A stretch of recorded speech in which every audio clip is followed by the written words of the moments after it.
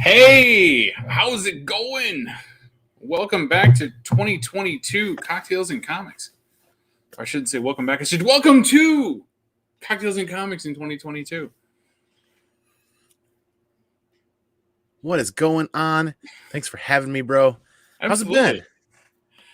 Absolutely. It's been a wild ride for me. The whole end of the year and getting into 2022. It's been it's been something. I'll say that much. Uh, yeah. So we're out the other side of it, and we're into the year, and we're pushing ahead. That's what I can tell you. we're So definitely we're definitely pushing something somewhere because yeah, it feels like we're pushing boulders uphill everywhere we go. seems like it. It certainly does.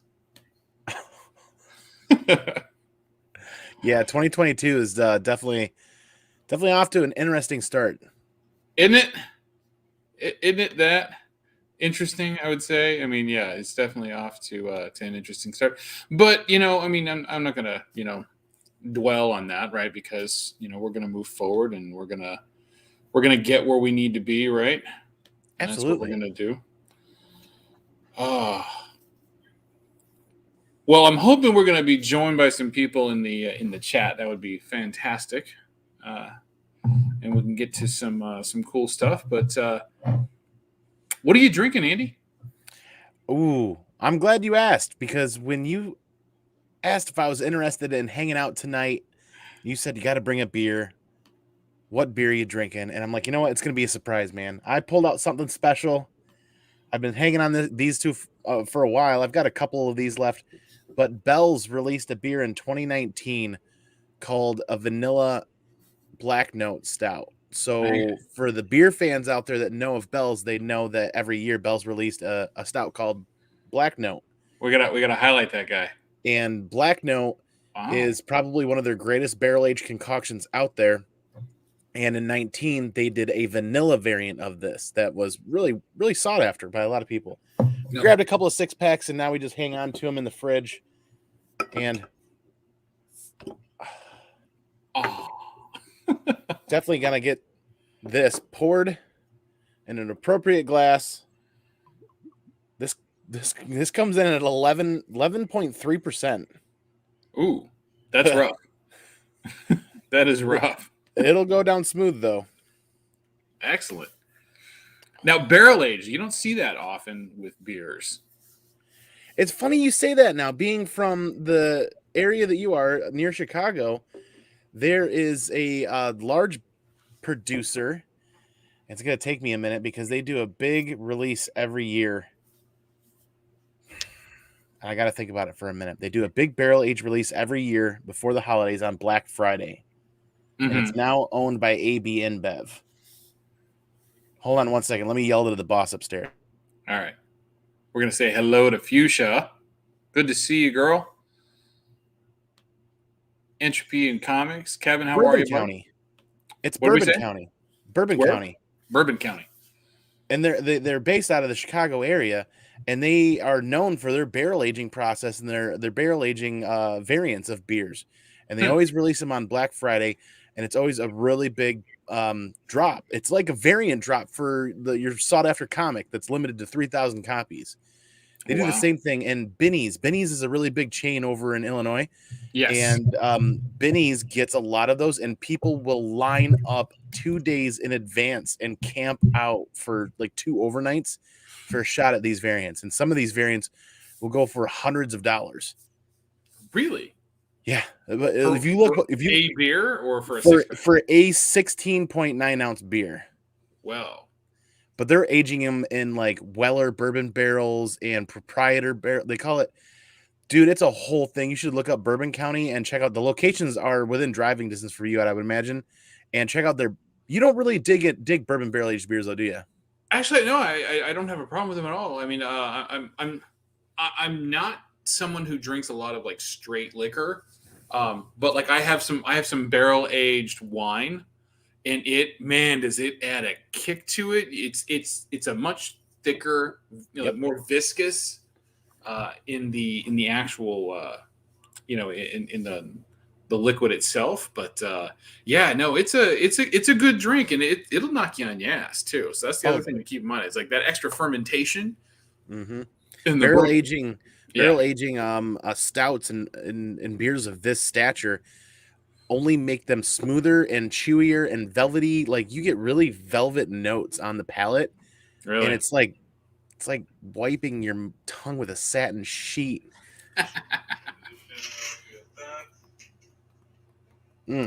Chocolate, bourbon. Well, the vanilla added onto that's got to be good. Keisha says it sounds fancy. She is not wrong. That is some fancy beer. It is. Black Note Vanilla on beeradvocate.com. It comes in at 11.5%. It's ranked really high. It's a malty harmony of dark chocolate, espresso, dried fruit notes, aged in freshly retired oak bourbon barrels, aims squarely at stout aficionados. Black Note makes a grand statement about the art of the dark. This virgin is aged with Madagascar vanilla beans for a sweeter, creamier twist. And they're not wrong. No, no, that's definitely fancy.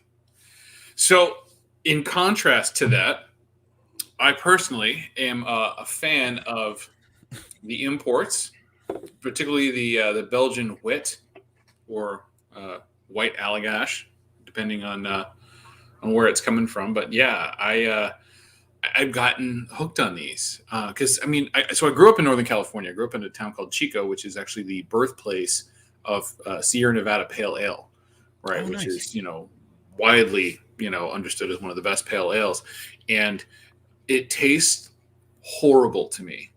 I Really? cannot stand the taste of pale ale beers whatsoever. I mean, I've tried a number of them. They're just so harsh and just leave this bitter, acrid aftertaste that it's just not enjoyable, right? And I want to enjoy a beer that it's got some crispness, right? Like this one's got some crispness to it, as most lagers do. But yeah, it's just I find them honestly terrible. Oh, I that can't drink. Sierra I can't Nevada drink Pale them. Ale. That Sierra Nevada Pale Ale was pretty much one of my gateway beers into IPAs, and it's because that pale ale you can find pretty much anywhere when you're traveling. And Hmm. if you're traveling for work like I do occasionally, and I end up on the West Coast, that's really easy to find at most hotels and chains and other places, and it's affordable. And next Yeah, thing you know, I was years ago is that helped me branch into my stint with IPAs, and I'm a big IPA fan. So pale ale is a really good uh, crisp beer to have when I want the flavors, but not the dry hoppiness of an IPA. yeah, fair enough. But yeah, I just like I said, I just couldn't get into it. But yeah, I definitely love the Belgians. Fuchsia says Soldier is too, and I'm wondering if she means is a fan of the whites or not, or the Belgian white or not. But definitely feel free to respond there. So yeah, enjoy a bitter aftertaste, but I definitely like the I like the idea of that barrel age. I'll have to give that a try. Dude, knowing you and knowing how you like to bounce around the Illinois area, it wouldn't be hard for you to find those lineup of beers come Black Friday. I Yeah, know that usually when we get them here in West Michigan, we didn't get them for the longest time. We had to travel to Illinois and wait in line at Binny's and other places. Now on Black Friday, we can line up at one of our local stores, and we usually get like one case of the regular Bourbon County and like one or two cases of the variants. So now we can get up and at 6 a.m. wait in line without having to drive to Chicago area. well, that's always a bonus. Not having to make that kind of haul. 'Cause Oh, that's quite some distance for you being where you are in Michigan. it's about 3 hours, 3.5 hours, depending on traffic and depending on where you're going, Chicago. But Bub's World, man. Bub. IPA equals, I think, beer Beer is is wine, but wine, I but I can't can't afford. afford wine. You're not wrong. I mean, it's like good wine is, Jimmy, good wine is not cheap. No, good wine is not cheap. And I've had plenty of people try to explain to me how a $8 bottle of wine can be superior to a $40 bottle of wine, and I said, no, it can't. Prove it. All day long, prove it. Because I'll show you a $40 bottle of wine, you'd be like, oh my god, this is heaven. We need to get back over to the Chi-Town area and do dinner with you guys again, so that we can have that experience. There's so many places that we didn't get to hit up during C2E2, man. Oh, absolutely. Well, I mean, you know how it is. It's chaos. It is absolutely chaos. And you weren't even hunting, which was the surprising. You were just as busy as anybody else who was. I got a little bit of hunt. I didn't get to dive into bins for the convention, but I did get to hunt some exclusives, so that was pretty fun. Yeah, that's cool. That's cool. And you were cranking out the whatnot, so that was Dude, impressive. It's just too addicting. It's too much fun. It's just so much good energy to draw from, and it's very invigorating. And it's the best of eBay, the best of Macari, the best of IG. It's the best of a number of different apps and places all wrapped into one. And then in best of YouTube too, you get a little bit of community content there as well, and True. community interaction. I can't. Yeah, I just have too much fun with that. Yeah, no, I'm looking forward to getting back onto it and selling some books. I me in a new space. Well, actually, we'll get into that in a minute. But first thing I want to talk about is Boba Fett. Oh my god! Did you I'm guessing you watched all 3 episodes so far. I had to. I was like, okay, I've got to watch episode 3 before I go live tonight because I'm going to talk with Andy. And Andy, I know, probably stayed up late on Tuesday night until it came out to watch it, and I gotta be up to date on it. And man, it did not disappoint. There's 2 sides of the fence here. A lot of people are upset about this episode and how terrible it was, they said. Terrible. I have some issues with the episode, but I enjoyed it a lot. I thought it was an episode, a big empire building, component. When I say empire, I mean criminal empire. I don't mean the empire, but because obviously that's toast come this point. We're gonna segue for a second. We have a little comment from Bub here. It says it concerns me that sellers all rave about whatnot and buyers don't. That's actually a really good point. I think that in time, I've heard of some people who have some not great experience, but it's on the sellers. And I think that people need to find the sellers they like and the sellers that have the packaging they like and the books they like. And it's kind of that pairing. There's a lot of first-time people in there that have high expectations that might not run into the right crowd at the right time. Yeah. But yeah, well, I definitely get that, Bub. Like, you got to look that people need to look for the sellers with 4.97, 4.98, 4.99, 5.0 ratings, and all of the signs of, all the ratings, the really high ratings. And at the very beginning, when a seller's new, those ratings can be high, but then you have to look at the number of items they've sold. If they have, very little experience, well, that's just like a job application. Well, I wonder, Bubba, if you have the information, please expand on what you might have heard on it, and we can definitely mix that up because I'd like to find out what it is that the buyers are not enjoying about it. Because for me, like, I've bought and I've sold on the platform, and the buying is super easy. I think one of the downsides that some buyers might have on it is that that money is gone as soon as you win, right? And it's like, oh, I don't get time to, like, well, that's a great seller's feature that you don't have to wait on it, and they know in the show whether or not that sale is completed, which I think is awesome. But there's another thing here with buying and selling on a platform, on any platform really. A lot of buyers want cheap shipping, but when they get cheap shipping and they see the results, they get upset, they get unhappy, and I get that. And shipping prices go up every single year. I have been watching this trend as a seller on eBay and elsewhere. the prices just keep going higher. Yep. But it's a twofold thing. Mm-hmm. Like I get some people that complain about what my shipping costs.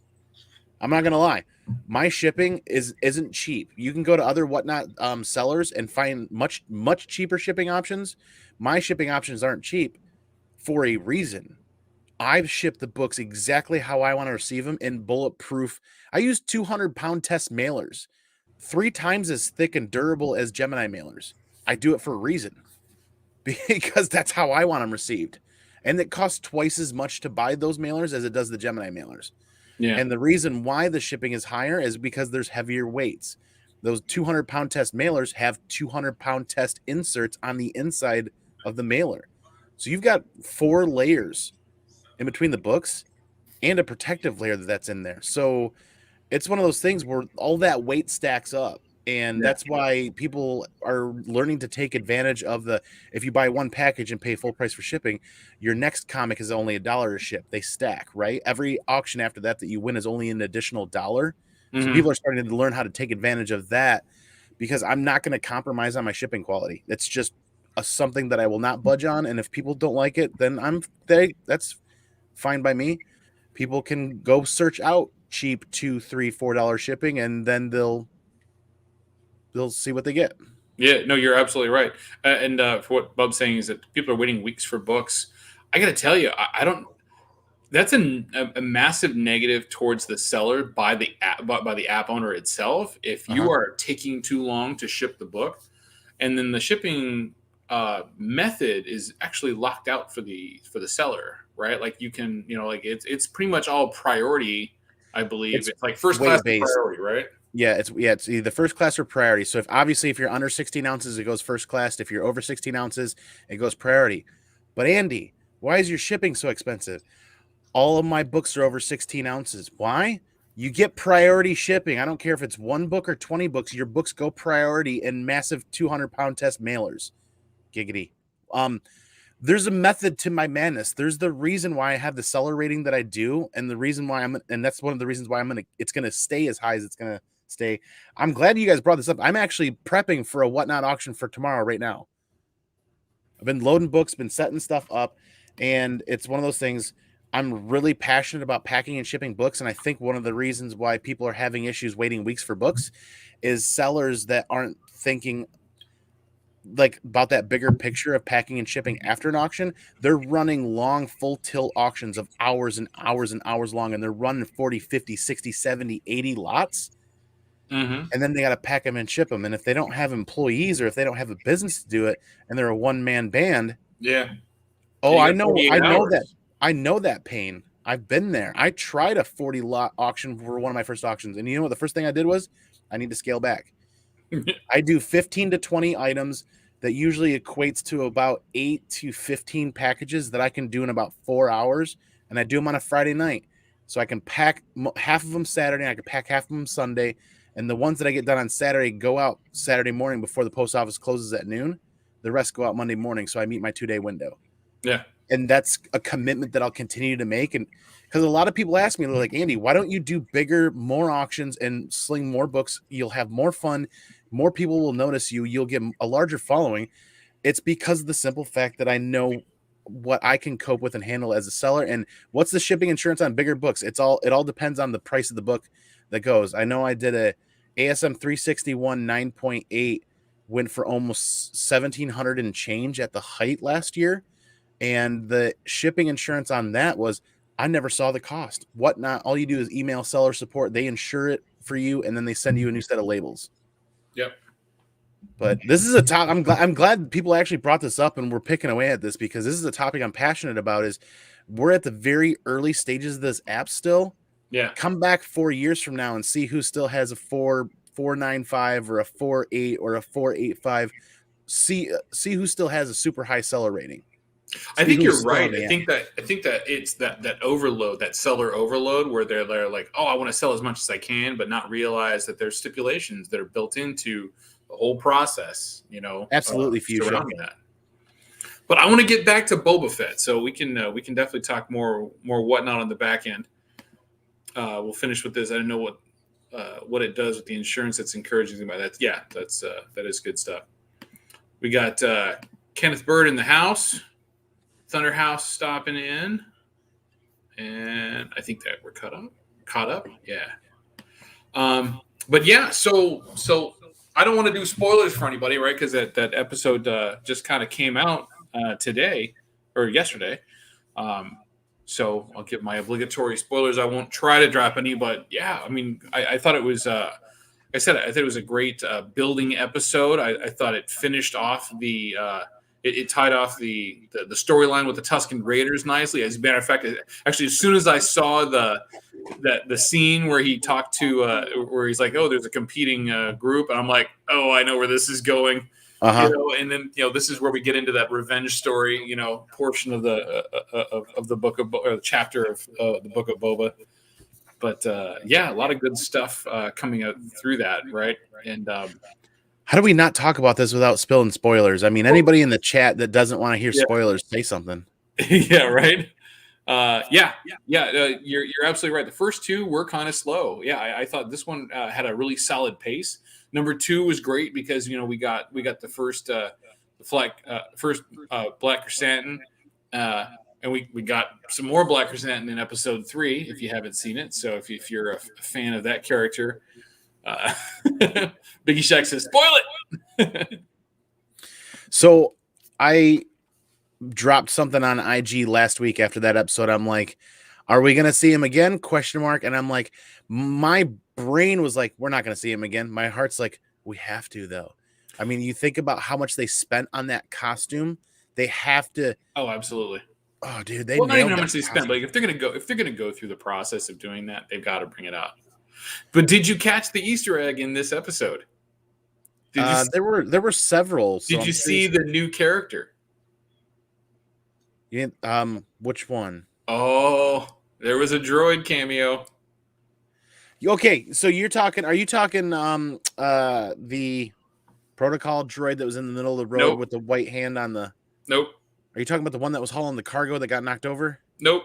Dang it! I'm talking about the droid that was serving dinner. Yeah. Okay. Yeah. Fill me in there because I didn't quite catch that. Well, pull out a copy of Dr. Aphra number 3, or Darth Vader number 3. No, that wasn't BT1, was it? Look just like him, bitch. All right, quick shameless plug. Oh, he's got one on hand. Imagine quick that. Shameless plug. This is going on Whatnot tomorrow. Ooh, 9/6. I thought BT1 was all black. It is all black. I got to go back and watch that episode Doesn't it be again. shiny black? I mean, isn't it a desert? But yeah, I always have a copy of this on hand. I'm putting this up on Whatnot tomorrow. Thunder House. I wonder why it had a serious Spy Kids vibe. It was directed by Rodriguez. Yeah, and okay, so can we talk about how terrible the biker kids were on that? And when you look at the Star Wars universe, oh my god, terrible. When you look at the Star Wars universe and everything looks a certain way, then you're like, here's this candy red Vespa. This hover Vespa. Right. Here's this like Grinch green hover Vespa. Here's this electric blue. Shit didn't fit. It didn't belong. If you want to make a hover Vespa, make it look gnarly and make it look hand built and make it look crappy. But that's just it. You had to take the perspective of these are new like street kids, right? So they're I don't know, right? I mean, they're just. I figured during that whole chase scene, after seeing those things, we would at least see the Vespa hover dealer in the background on the street as they flew by, something like that. Right? Yeah. I mean, there was a lot of chrome. There was a lot of chrome. Where they're at in the Star Wars universe, there isn't like new equipment. I don't know. We could nitpick this forever. That was my only real big complaint. I know a lot of other, a bunch of my other friends complained about. Yeah, spoilers. Oh, there's only 2 watching now, so nobody wanted spoilers. Yeah, they basically turned the why am I drawing a blank all of a sudden? The land speeders? The creature. Oh, the Rancor? The Rancor. They turned the Rancor into puppy dog. No, I think that they're just giving more backstory on the creature. That's what I'm hoping too, but a lot of my friends were like Like they took all the mean scariness out of it and made him all soft and fluffy. And then I'm like, Yeah, until Boba Fett's riding him around the streets of Mos Espa eating fools. I freaking cannot wait for that. Right? This creative team that is Jon Favreau and Dave Filoni continues to I don't want to get disgusting, but I mean it just continues to be just a very arousing Star Wars arousing situation constantly with how awesome the content that they're going to deliver over the next decade for everybody on Disney Plus and other avenues is just too good to be true, in my opinion. I mean, it's true. I mean, it's obviously happening, but I'm just so happy that we're getting some more, like real good Star Wars content, because I mean, we were starved for it so long, and then we got that horrible prequel trilogy, and then they starved us again, and then built up our hopes, and then gave us that shit post trilogy, and The Mandalorian has been the first thing that has really been worth watching Star Wars related since I'd say since the original trilogy, and I love the Machete cameo. Yeah. Holy crap! He's gonna have the Rancor attack Boba. Yeah, it very well could be another little sneak attack. Like so I mean, we got to start digging through boxes and looking at Rancor covers and seeing what we can find. Right. And I mean, all seriousness, the recent Star Wars High Republic, they did that in one of the earlier issues. On the covers, one of the characters was riding a Rancor into battle. Yeah, Thunderhouse is right. It feels like Star Wars again, and I actually like the sequel trilogy. Interesting. Yeah, I wanted to like it. I thought the first one was trite. I thought it was just like trying too hard to be an homage to the original trilogy, which I thought was just a waste of time to do that. But that's my personal opinion. And then the second movie was absolute crap. And the third movie was just trying to make up for that massive mistake that was the second film, right? Because it just left so many holes open all over the place. I mean, damn near copied the Goonies with the freaking relic and holding it up to the skyline and. God, yeah, it was tough. Yeah, there's just some days. So yeah, we're not too far away from the next episode. And what is there, 9 episodes? I think. Is there only that many? There's not many. I think it's either 7 or 8 or 9 or something along those lines. I'm just kind of getting a little discouraged by some of the shortened, lengths on some of the series. Speaking of The Mandalorian,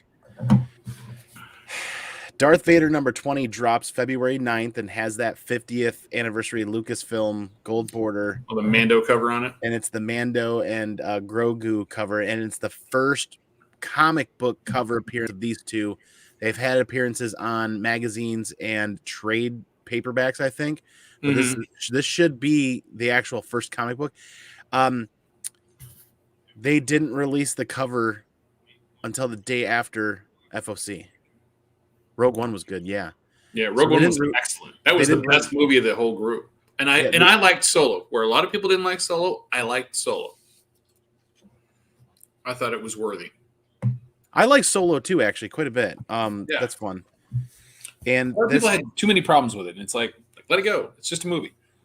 I think some of these offshoots, Solo, Rogue One, whatever else they come up with, it just kind of have to be entertaining to a degree. And yeah, I mean, granted, they're not going to be 100% perfect. Nothing ever will be. Correct. Yeah, true. So I think with that, I think it's a good time to switch some gears. So one of the reasons I wanted to have, one of the things I wanted to talk about, and one of the things I'm glad that I have you on for, talking about channel goals for the next year. Just want to kind of, get some things, kind of out there to just I mean, have my community friends, help hold me accountable, I suppose. Hey, Vancouver, how you doing? Um, so yeah, I think it's important to have goals, to be able to set those for yourself, and to make sure that they're viable, and you can work through them. Let's see, is this in there yet? Yeah. All right. Of course, starting on the wrong thing. See, I don't know how well this is going to look on the. Yeah, I can't get it really right on the screen. Let's do this. There we go.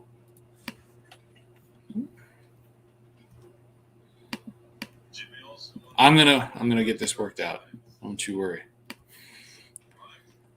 There we go. Just like to be able to see kind of the background as well.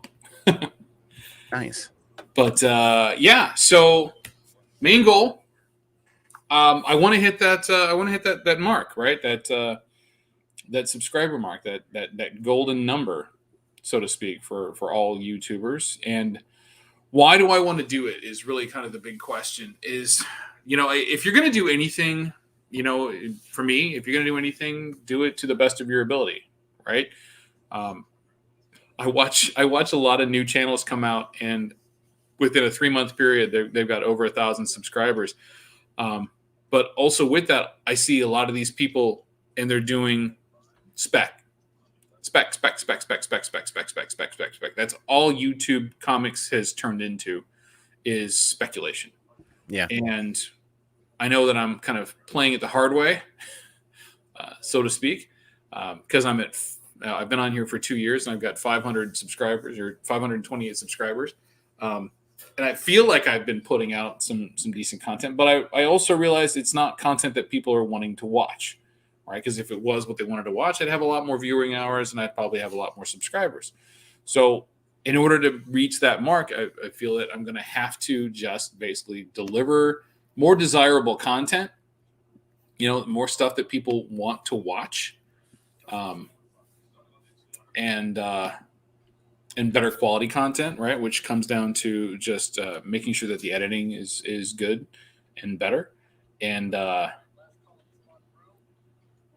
deliver more often, right? So I'm dropping videos 3 times a week currently, so I'm going to try and improve upon that.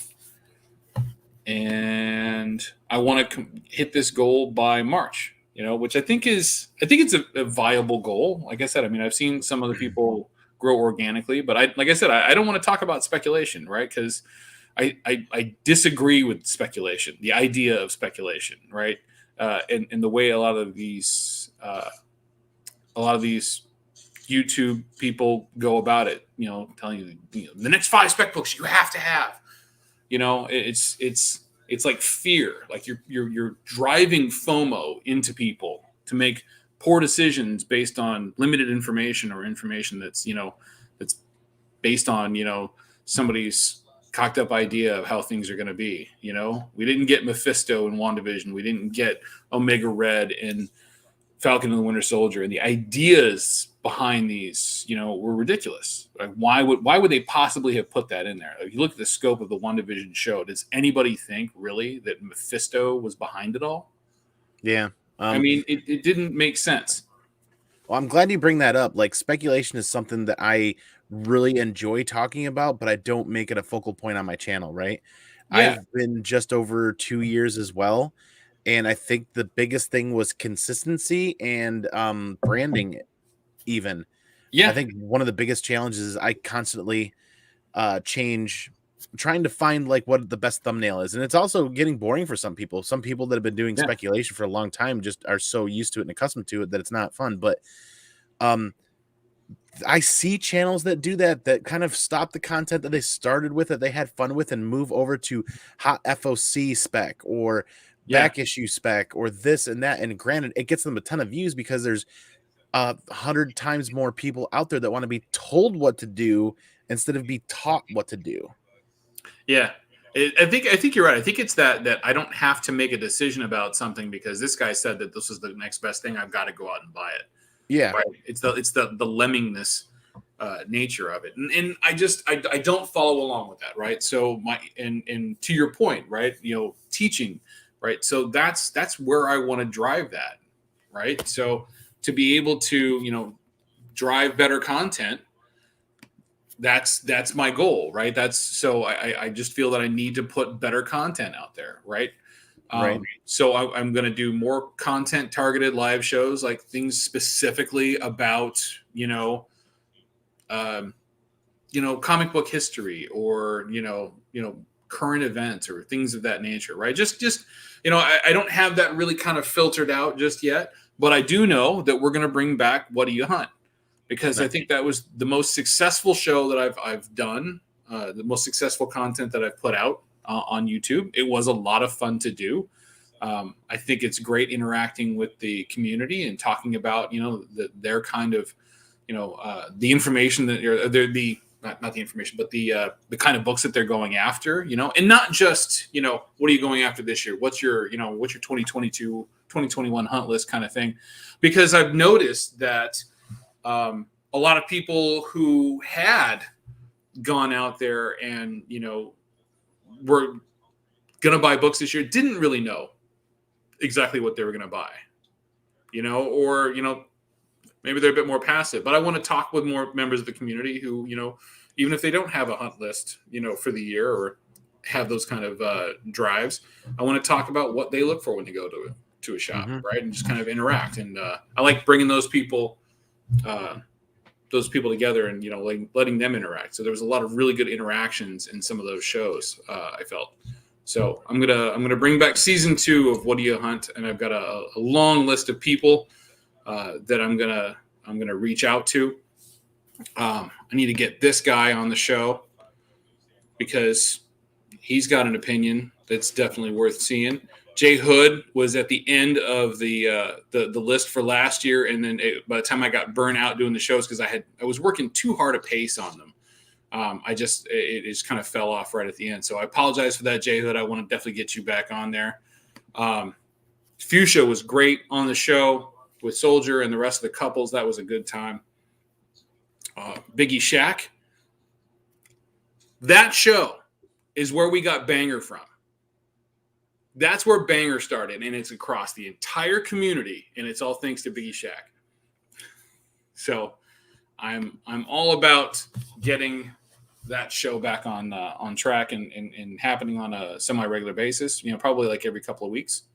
The other thing to remember too is when doing content is to try to find a way to make it evergreen. And what that means is you don't want to squirrel yourself into a month or a date or a chunk of year and then it be irrelevant a month or two later.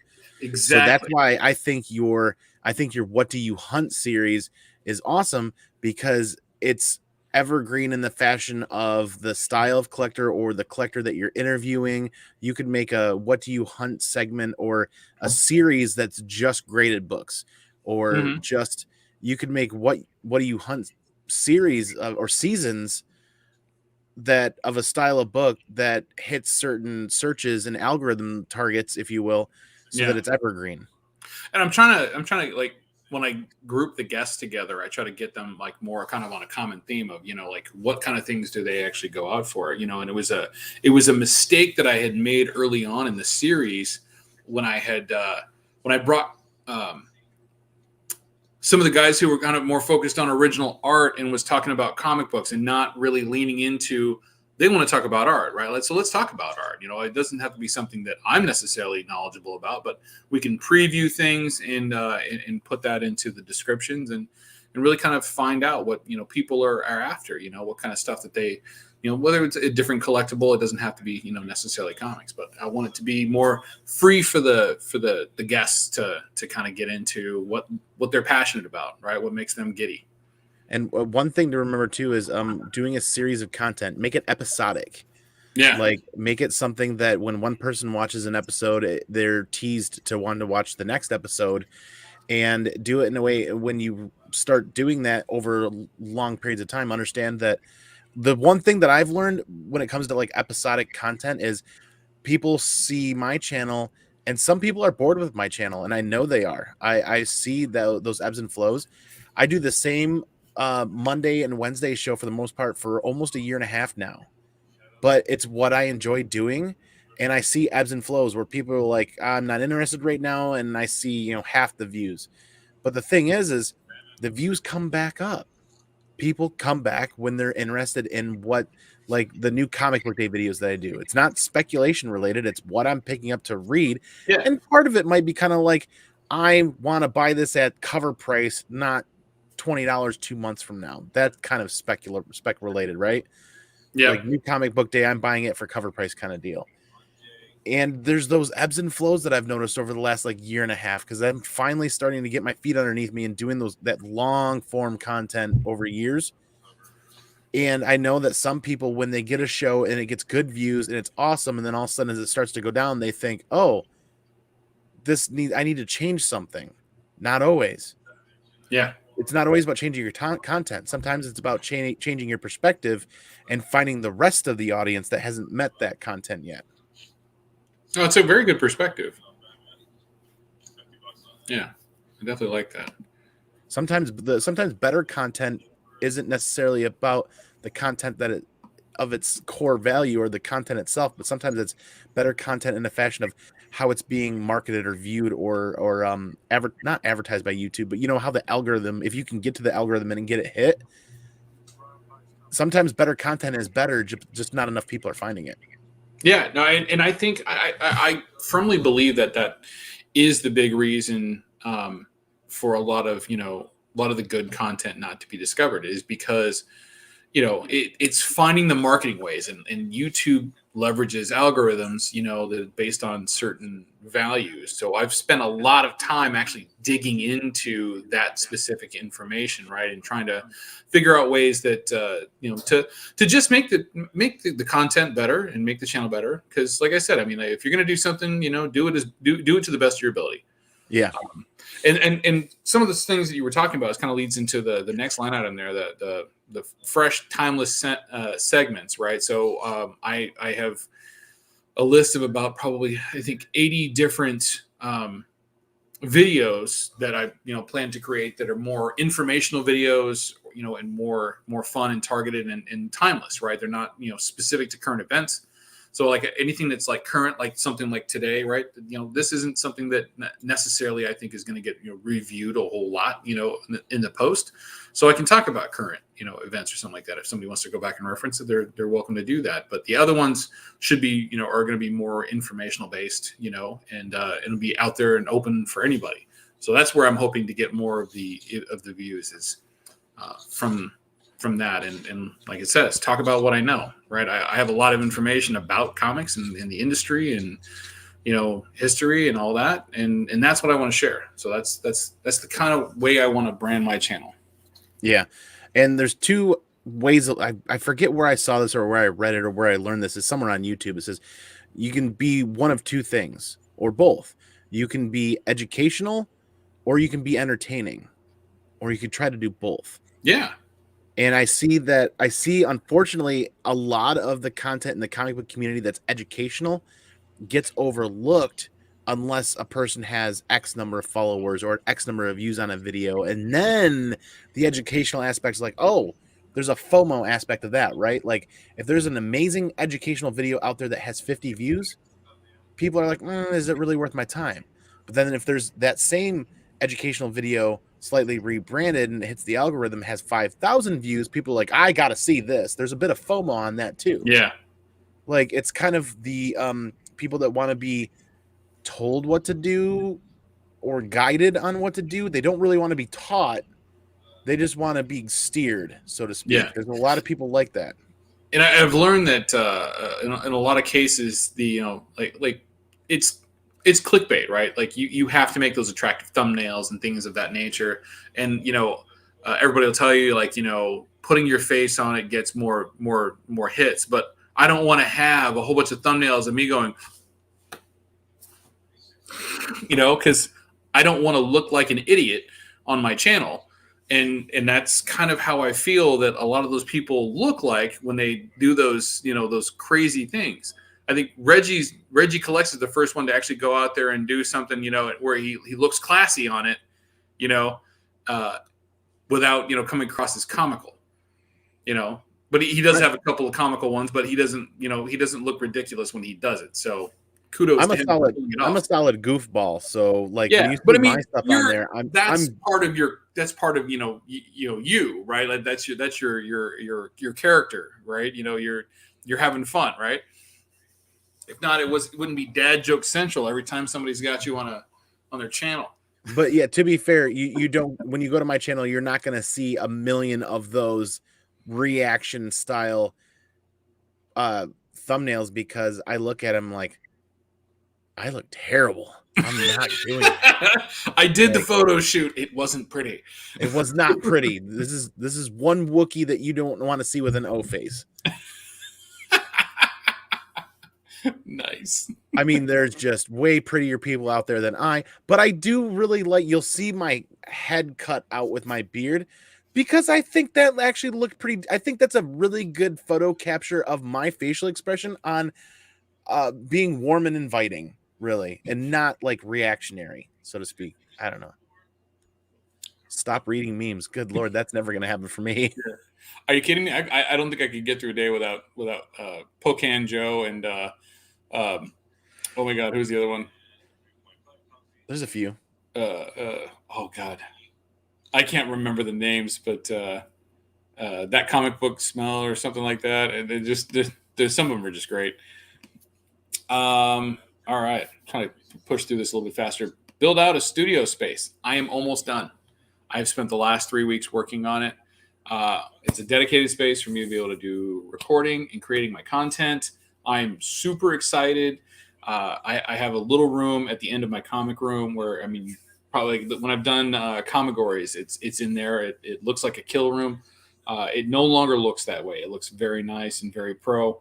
And I'm very, very happy with it. I have a few things coming in on Monday. I'm putting in the drop ceiling over the weekend. So I'm very excited that I'm going to be able to finish that off and start using that, because it's like on the other side of the wall from the utility room. So like when the water softener goes off, or other the furnace or something like that, it's just loud and it goes right over the wall. So it's not very conducive to recording content properly. But I'll be very happy at the end of the weekend when it's all done. Well, actually, I'd say into next week when it's all done. So I'll start being able to do more stuff from there. That'll be enjoyable. That's actually a really big step, man. I'm quite envious of you for doing the due diligence or keeping yourself accountable and being disciplined to get that done. Because I sit here where I am, and there are a lot of changes that I would want to do here to create a permanent streaming area, because depending on what I'm doing, I have to break down and set up for 3 or 4 different things here, and I'd like to have what you have. And I think that's going to be very conducive for your content, or very good content for your content. Well, it's an area, like, number one, yes, it's good for recording, but it's also, when I say studio, I mean that in, like, in every essence of it, right? I've got all my guitars, well, not all my guitars, but I've got guitars in there. I've got my amplifiers. My computer also has studio software on it. My pedal board's out, right? I'll be able to actually like play music in there as well. There's a space where my presses are, so all of my pressing that I'm doing and everything is all in the room as well.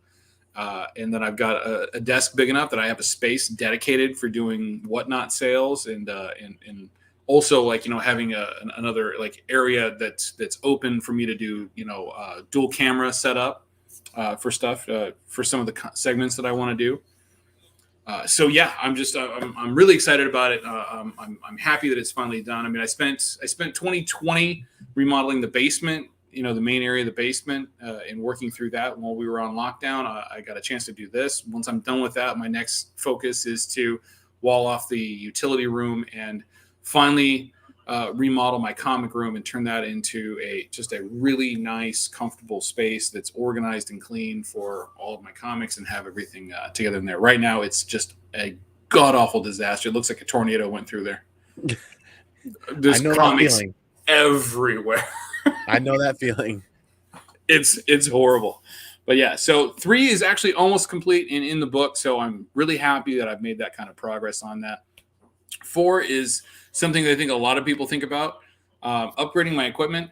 I need a memory upgrade definitely on my computer that I have down there. That's my studio computer, and it's what I'll be broadcasting from. So as any YouTuber knows, you got to have a lot of memory for some of these programs like OBS or anything else to be able to run it, effectively and efficiently. So going to do that. I'm going to get a nicer microphone, and lighting is the most important thing, right? Because if you don't have good lighting, then everything kind of falls down. Like right now, I mean, I've got the lighting overhead, and I've got lighting coming from a couple of different areas, so it's not too bad. But the shadows on the wall, right, that's bad. So but it's a comfortable space. This is low key, so it doesn't bother me too much. But for the other pre-recorded videos, I want to be able to have that. Right. And you can do a lot of this on a budget. Yeah, and that's what I've been doing. And you can still use budget equipment and make it and elevate it to a much higher level. I don't know if you know this or many people watching this know. The mic I use on a daily basis here that you're listening to right now is a $30 mic off of Amazon. Yeah, I mean, I've been using this blue microphone. It's not bad, but it doesn't handle the it picks up way too much exterior noise. So I use a directional XLR mic that I have powered by a phantom power source. Mm-hmm. And I have not changed this setup in over a year. I want to get to a Shure SM7B or something like that in the future and actually use like a Stream Deck and stuff like that. But for now, this is still going strong for me. Right. Yeah. You can do that. And there's budget lighting. There's Newer does a lot of great lighting accessories on a budget, and so does Elgato. I've seen a lot of different lighting, and it's like the lighting really kind of comes down to your space, your distance away from the lights and stuff like that. So and I don't have a lot of distance from the wall, so it's going to have to be it's going to be interesting how I'm able to put it together. That's all I can say. And I have to use the lighting for most of the work that I'm doing down there. Right. But yeah, so got some upgrades in the future. Got to take care of that. I have a website that I plug at the end of every video that nobody goes to. But the content's stale because I haven't worked on it in a while, and it's not to my liking. So I want to spend some time actually kind of working that over and making that a bit more user friendly. Make the improve the functionality, improve the design aesthetics, and I want to actually start delivering content to it. Trying to get blog posts in there every couple of weeks. Just some of that's going to be driven from the content, right? So transcripts of some of the YouTube videos and stuff, and then embedding with the videos in there, and then that's just another area to kind of push things out to. I can link those pieces out through social media and such, and see if I can drive people to the content, see if it's something that they're interested in. But yeah, it's just one of those things. It's kind of more of a me thing that I really want to have taken care of that I just haven't gotten around to. And then finally, I want to create some merchandise. Ooh. I mean, and not necessarily like I want to start selling people, my shit. But if nothing else, I mean, stuff to give away or just, branding ideas. The usual fare, t-shirts, stickers, maybe get into some coffee mugs or wine and scotch glasses, like the etching on there. My wife has a, what is it? One of those, I got one of those machines, they do like the design stuff and the stickers, the Cricut. Okay. Cricut machine. And there's like some stuff that has like etching capabilities and things like that. So I want to check that out.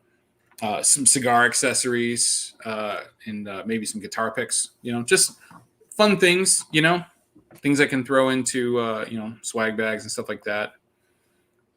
Giveaways. Just something fun, right? That's just for me. Yeah. but yeah, that's the channel goals, and I'm just trying to get to a point where I can do some more fun stuff and be able to deliver quality content. That's the big goal, right? Is just delivering quality content. It's a fun experience, and when you get those, you've got those goals together. Don't forget to put them in a place where you'll see them on a regular basis.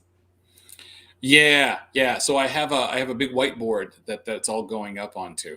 It's the mistake I made for last year. Is I wrote them all down and then I put the pad in a drawer and forgot about it.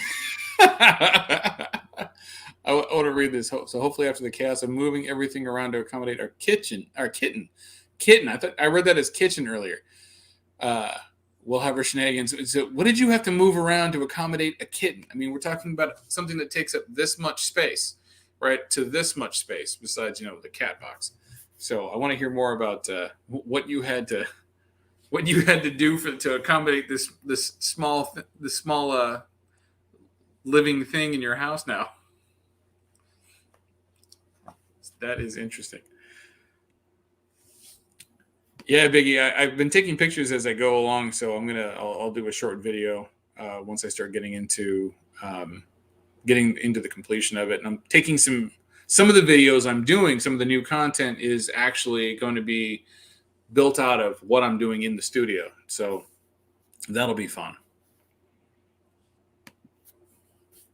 Oh, so what do you got going on besides a whatnot sale coming up? The same thing with channel goals and aspects of what I've been doing. I just enjoy doing New Comic Book Day, so I want to keep doing that. But the Mail Call Monday that I was doing was an idea that I started because a lot of people in the community talked about how terrible shipping was when they bought stuff from eBay or other places. And I'm like, yeah, it hasn't been great. Let's highlight that and show and try to create some level of accountability within the community. Not that our community members were necessarily creating some of these bad shipping situations, but we were learning a lot when we saw some of this stuff. Okay, don't use this. This was terrible. Don't use that.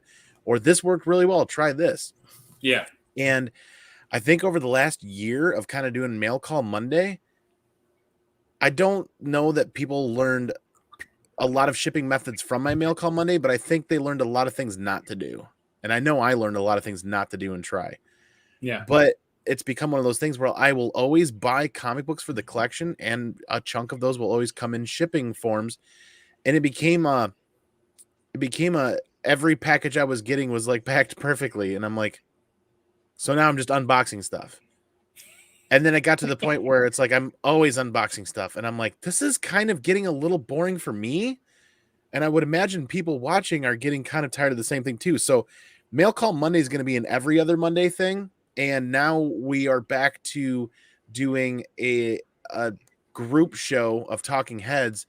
And it's Modern Comic Mondays as a DAZE. Modern Comics Are Leaving Me in a Daze. That's every other Monday is that. And it's going to get back to what Andy Given Thursdays was on the Comic Core, where we're going to have 1 or 2 or 3 guests. But as of right now, while I kind of find my footing with scheduling, I've just kind of been running it solo until I can get schedules lined up and get ideas together, because then it became a like comic book collecting boot camp for beginners. Like, where do you start? I did an episode on that I had a lot of fun with. Yeah. There was another one about whatnot, like buyers and sellers clinic. People were literally asking, well, how do I even download the app? And I'm like, oh yeah, that's probably something pretty important for people to learn, actually, if they want to get on. So we did that, and we got through the how do you buy and how do you set that up. And then we did a full hour and a half, 2 hours of tips and tricks for sellers, first time sellers or new sellers to the app. I'm rambling now, but I'm in the same boat, man. You want to keep your content fresh to a degree where you're having fun with it, and so are your viewers. In the same aspect, you want to create it to be evergreen, so that a year from now, if it becomes a hot topic that people are searching for and you hit the algorithm, you get the views. Yeah. And people find you. Yeah. And that's that timeless rather than timely. Yeah. Aspect of the videos, of the content that's being created.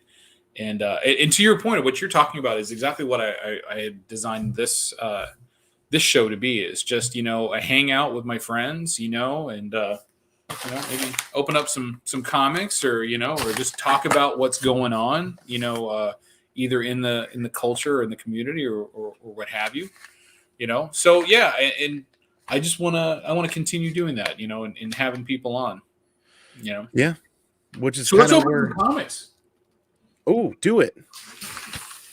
I ordered these from Comic Kingdom of Canada. Ooh, good place. Yeah, Comic Kingdom of Canada. Because I saw somebody posted something, and I saw it, and I said I have to have that. And of course, what did I not get? I didn't grab a knife, so I'm trying to find the seam. Ooh, let's look at that mailer. That's a standard Gemini. Standard Gemini, solid packing. Oh, damn it, Andy! I had the seam, now I lost it. Oh, the tape seam, yeah. No pull tabs. Well, not on the outside. Oh, here it is. You think? You can fast forward this part. Oh, puff. That's one of my favorite parts about Mail Call Mondays, is letting people watch me struggle on how to open packages. So I'm actually super excited about this. I forgot who the artist was, but why do people do this? Stop taping the comics to the mailer.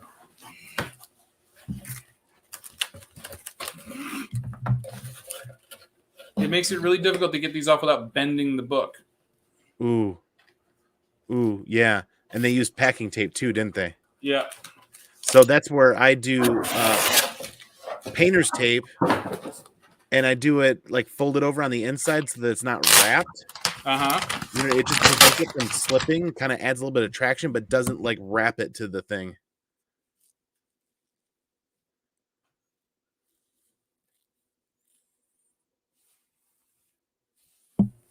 Let's turn the mic back on. So we got a sticker, right? Comic Kingdom of Canada, very shiny, very chrome. I love foil. I do. Those stickers are expensive to make. They're like almost $2 a pop. Oh yeah, I remember why I got this. Yep. Ale Garza variants to Batgirl's #1.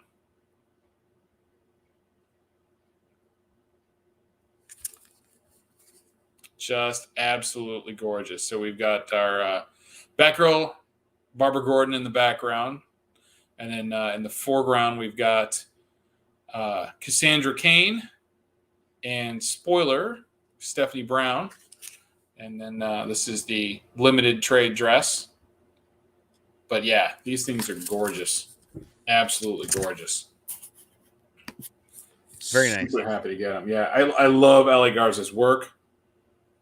But yeah, when I saw these, I was like, no, yeah, I got to get that. I'm a huge Batgirl fan. I wasn't as big a fan of Stephanie Brown and Cassandra Cain's Batgirl, right? Because I'm all about 70s Batgirl from Batman, that debuted in Batman '66, right? Because I grew up watching that. So, but they're both equally good in what they do, in the characters that they are, even if they do have the Batgirl moniker. So yeah, I got that. That was nice. Upcoming content. Ooh. There is about $15,000 in slabs in this box. Oh, God. One of the slabs in this box is one of the books I got from the Grail Run. The Tales to Astonish 27 is in here. First Ant-Man. And it graded out higher than I thought it would. Uh-oh. Yeah. You peeked at the grades already? Oh, dude, I ain't got that. I ain't got the kind of patience for that. Oh, what a Scrooge. I ain't got the kind of patience for that. No. But I am going to, I will have a video opening that up very soon. I also have another box of late bronze and modern keys My Eternals books finally came back. Yeah, just in time for it to show up on Disney Plus. Yep. After the movie everybody hated. Yeah, so didn't get a chance to sell those beforehand, so they're probably worth maybe a quarter of what they were at the time I sent them in. Yeah, it's rough, which I thought was terrible. I mean, that book went up way more than it was to begin with. It's still up way more than it was to begin with. Sure, it's not at the height, but it's okay. It's fine. I've I've resolved myself to that one, so I'm done pining over it. But just some more books that I'm sure that the grades aren't going to be as good as I would have liked because they sat there for 8 months, changing warehouses and being added to humidity and then put into a frozen warehouse again. Yeah, so the books that I sent in at the last price change that sat around for 8 months. Yeah, they some of those have to get redone, and just in time for the next price change. Thank you, CGC. Oh yeah. And so everybody's aware of the price changes that happen. What people may not be aware of is the email that dealers got recently. They're now charging us an annual subscription. Really? Yeah, so not only do you have to apply for a dealer account and go through all sorts of bells and whistles and jump through hoops and send in, all sorts of, yes, I'm actually a dealer proof and have, give the names of, 20 clients and a pint of blood. Now they want to charge you $200 per year to continue to have the account. It's getting a little rough out there. What did the dealer account cost before that? Okay. Because you had to go through a lot. You had to be a dealer. So yeah. TJ backs me up. He knows the grades before they're at home. Like I can't. I mean, if I have to wait 8 months for a book, I don't want to wait that much longer for the grade. I get that. So yeah. So those fee updates, those are digging pretty deep.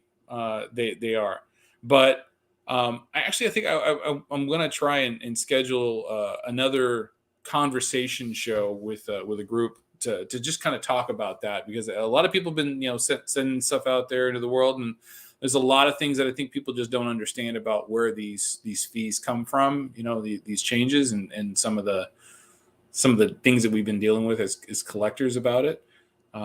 So I think there's a good opportunity for a good informational session to discuss those items. Absolutely. So what have you got coming up, Andy? Whatnot sale this Friday. Just search ComicManAndy on Whatnot. Download the app. Come hang out. Don't even have to buy anything. Just come hang out. That's half the fun right there. This weekend, I'm going to be working on editing content, another CGC unboxing for my channel. I'm actually going to a small convention on Sunday too. I'm going to look for some books there. Next Monday will be the next live CGC unboxing. Another 10 book submission is back, and it's probably one of the biggest submissions that we've done value wise. Wow. We've got a couple of Invincible #1s in there. We've got a Joe Quesada sketch variant of Force Awakens #1 that's like the 1 in 250 or 1 in 300 that potentially, if it rolls in as a 9.8, could be a couple grand. I think asking prices are a couple grand. Not that they've sold that, but potentially at some point that market could get there. There's a lot of value in that box, and we're still chasing that all 9.8 submission run. You know what I mean? Every submission I've done, I've only ever gotten one where they were all 9.8s, and it was like the first one I did. It was like beginner's luck, and ever since then, I always get a submission back with at least 1.96 or 1.94 in it. Yeah, it happens. But yeah, that's kind of where we're at. Very cool. I got part 4 of that modern CGC unboxing coming up on tomorrow. Or no, not tomorrow, Saturday. This one's going to be Star Wars and G.I. Joe books. So a little bit of fun from the childhood. Tuesday. Sorry, I got to get my days right. Tuesday, we've got another installment of Treasure Hunt right? This is where I go out and I'm hunting up books and kind of bringing back what I found. This one is going to be, so I did a dollar bin haul kind of preview this last Tuesday. So this is the revenge of the dollar bin haul, and this is the majority of the haul. I got to tell you, it's probably about half of it, really, because there's still like another half of a short box or better, it's like 2/3 of a short box of just Superman books, right? Just modern Superman books, just run filler stuff. It was not really going to be that interesting to anybody. And then we have episode 4 of Stalking the Bat, so more Batman books to try and finish my run. Got that there. And as I said, a couple more unboxings coming up soon. This one's going to be a doozy, and that's what we're looking forward to on the channel coming up in the next week. So nice. I want to thank my co-host and friend hanging out with me tonight, ComicManAndy. You can find him on Instagram and on YouTube. And thank you everyone for hanging out in the chat and on the replay. And we will talk to you soon. Thanks a lot. Have a good night.